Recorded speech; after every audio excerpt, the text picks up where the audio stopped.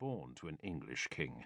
Historians estimate that he had approximately 16 illegitimate daughters and 9 illegitimate sons from a variety of mistresses. Although Fitzstephen, the ship's captain, managed to swim to the surface, he allowed himself to drown rather than tell the king of William's death.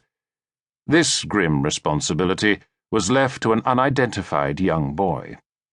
On hearing the news, Henry broke down and fell to the floor. Widowed and in his early 50s, it seemed unlikely that Henry would ever produce another male heir. His son's death had truly set England on the road to disaster. The Succession Crisis. In the aftermath of William's death, Henry's attention naturally turned to the issue of the succession. In a last-ditch attempt to procure a legitimate male heir, a second marriage was suggested to Adélisa of Louvain. Young and attractive, it was hoped that she would quickly conceive a son. The marriage took place at Windsor Castle on the 29th of January 1121, with Adélisa's coronation carried out the following day. In the meantime, Henry looked to his immediate family for a possible heir to his throne, should his plans for a son by Adélisa fail. Although he had other children, their illegitimacy ruled them out as potential candidates, though he had a particular fondness for the eldest, Robert, Earl of Gloucester. He had nephews, too, to consider. Stephen of Blois, for instance. After all, Stephen had been living in his household for several years and had already demonstrated impressive military and political skills on a previous trip to Normandy.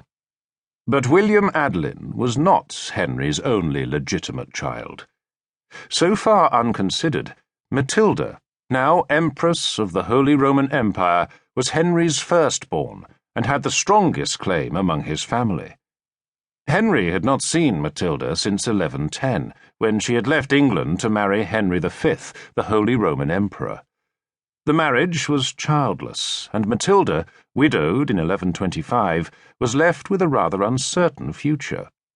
Now, in 1126, Henry wondered if she might provide a solution to the succession problem. He called on his daughter to join him in Normandy, no doubt to get better acquainted, and, quite possibly, to discuss the realm's future. Henry also took some time to discuss Matilda's suitability with his leading barons and advisers. In general, they were uneasy about Matilda succeeding her father. After all, there was no precedent of female governance in England. In an era where the role of monarch encompassed politician and soldier, the unsuitability of women for such a position was a sentiment echoed by many. King David of Scotland, the brother of Henry's late wife, and Robert, Earl of Gloucester, however, both spoke out in favour of Matilda, and it was to these men that Henry listened. Thus, in January 1127, Henry named Matilda as his heir, and invited the leading clergymen and barons of the realm to swear an oath of fealty to her, supporting her succession to the throne of England and the Duchy of Normandy. In the meantime, Henry arranged a second marriage for Matilda. The chosen groom was Geoffrey, a 14-year-old who would become the Comte d'Anjou on his father's death in 1129.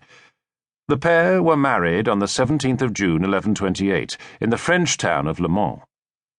Shortly after the wedding, Henry once again called on his barons to swear an oath of fealty to Matilda, suggesting that he may have doubted their faithfulness.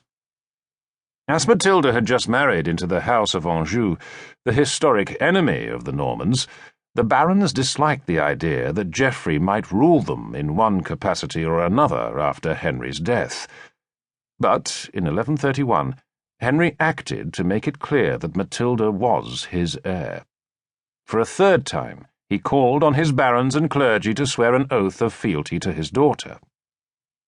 The marriage between Matilda and Geoffrey turned sour soon after the wedding, but Henry was able to reconcile the couple and was soon rewarded with the arrival of grandsons.